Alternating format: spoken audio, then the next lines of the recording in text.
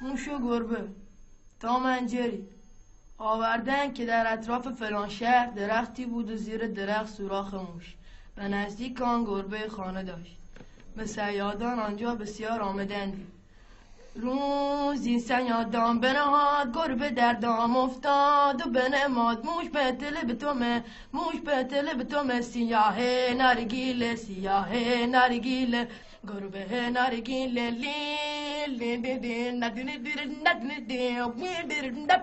زلیل مرده چه میکنی تو؟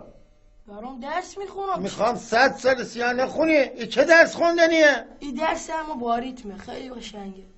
بذار درس هم بخونم. درس با ریتمه چیه؟ بلند شو که پی مرگمو میخوام بذارم ما. بابا بذار درس هم بخونم. خب ما فردا تجدید آوردم کی جواب میده؟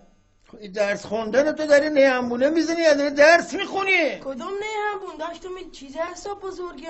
20 کتاب گذاشتیم جلوی دستت، حالا موقع درس خوندن تو 20 کتاب میتونی بخونی؟ ها ما همشونو میتونم بخونم، همشون. همین الان تو گفتی منم باورم شد. ما الان مغزم جواب میده، هر چی بگی ما برات میخونم. آره دیدم از صبح فرستادمت آش بگیری حلیم برداشتی جاشو آوردی.